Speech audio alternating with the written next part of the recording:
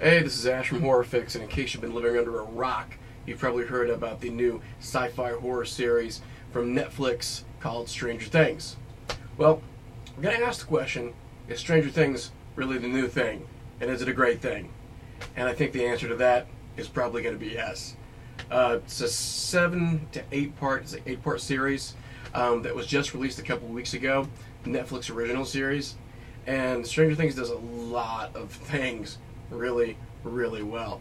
And as you watch it, you're not only going to see an homage to the fantastic things you liked about 80s horror and sci-fi, but you're also going to see an attention to good storytelling and building a cast that doesn't rely on just good-looking 20-somethings.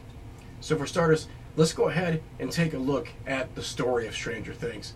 Now, I'm not going to give anything away here, but the story is, and I know this is going to sound a little cliche, but bear with me, it's a small town in Indiana. Strange things start happening, hence the title.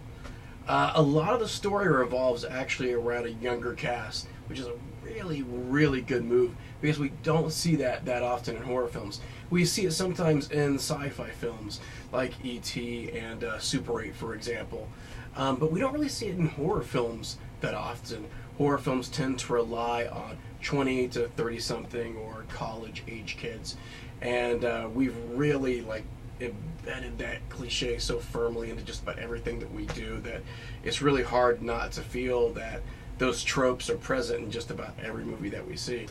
So it's refreshing to watch a series like Stranger Things and to see half of the action happen with this young junior high crew and the other half happen with an over 40 adult cast. Now, we do have some high school age kids thrown in there, but these are actually believable characters, and they're characters that go through change.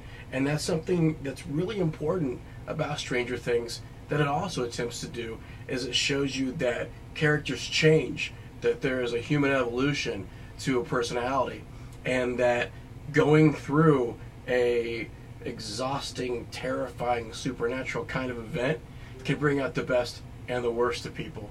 We have some really, really good performances from the young cast, and that's extremely important for us to have this unbelievable story be believable.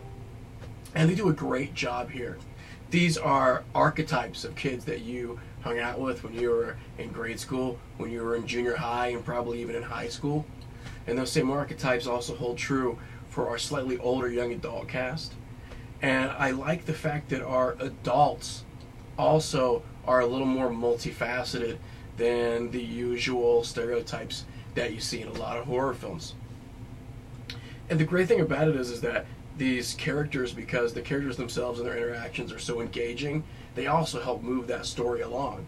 You don't feel like you're watching 8 episodes. I mean, this is binge watching, people. It really is. Once you watch that first episode, you're going to be watching all 8. And the pace is so brisk, and the writing is so sharp.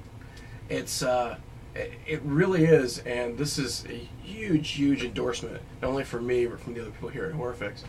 It's probably one of the better horror sci-fi ideas that I've seen come to any kind of episodic television. I know Netflix is an online service, but with smart TVs now, it really might as well be some of your primary programming.